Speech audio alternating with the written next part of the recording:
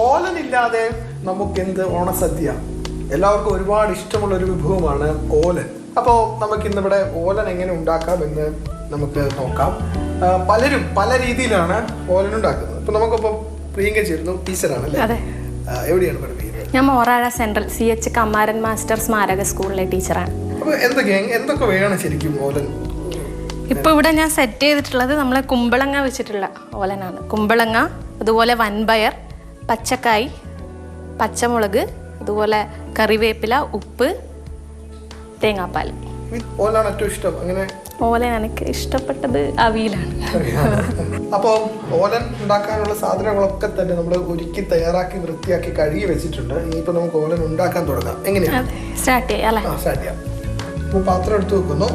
ഇനി ആദ്യം നമ്മൾ എന്താ ചെയ്യുന്നത്? നമുക്ക് കുമ്പളങ്ങ അതുപോലെ ഏത്തക്കായ അത് രണ്ടും കൂടി ആഡ് ചെയ്യാം. ആദ്യം കുമ്പളങ്ങ, പിന്നെ ഏത്തക്കായ കഴുകി മുറിച്ച് വെച്ചിരിക്കുന്നതാണ്. അത് വെള്ളത്തിലിട്ട് വെക്കണമെന്നുണ്ടോ? അത് കളർ ചേഞ്ച് ആവും, ബ്ലാക്ക് കളറാവും. അതുകൊണ്ട് നമ്മൾ ഏത്തക്കായ പൊതുവെ വെള്ളത്തിലാണ് മുറിച്ചിടുക. ശേഷം ഒരു 3 പച്ചമുളക്, കുറച്ച് കറിവേപ്പില, അതിനുശേഷം നമുക്ക് 1 കപ്പ് വെള്ളം കൂടി ആഡ് ചെയ്യാം. ഉപ്പ് കൂടി ആഡ് ചെയ്യാം.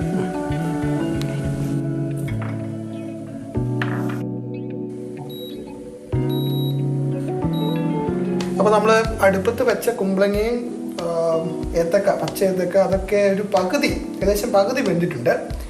ഇനിയാണല്ലേ ഇനിയാണ് നമ്മൾ അതിലേക്ക് വൻപയർ ആഡ് ചെയ്യേണ്ടത്. ഈ വൻപയർ എങ്ങനെ ഇത് വെച്ച് നമ്മൾ ഓവർനൈറ്റ് സോക്ക് ചെയ്ത് വെച്ച വൻപയറാണ്. ഇത് കുക്കറിൽ ഇട്ട് വേവിച്ചിട്ട് അതിന് ശേഷമാണ് ഇതിലേക്ക് ആഡ് ചെയ്യുക. അപ്പോൾ നമുക്കതിടാം. അതെ.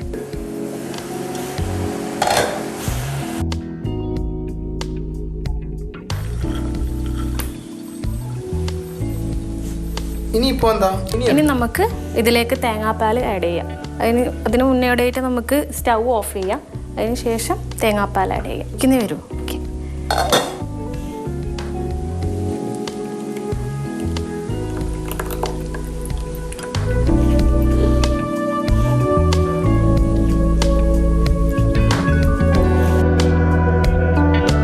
അപ്പോൾ ഏതാണ്ട് ഓലൻ റെഡി ആയിട്ടുണ്ട്.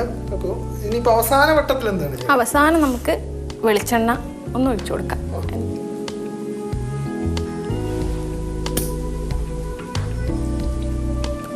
അപ്പോൾ വെളിച്ചെണ്ണ വരെ ഒഴിച്ചു. ഇങ്ങനെ ഓലൻ റെഡി ആയി കഴിഞ്ഞു.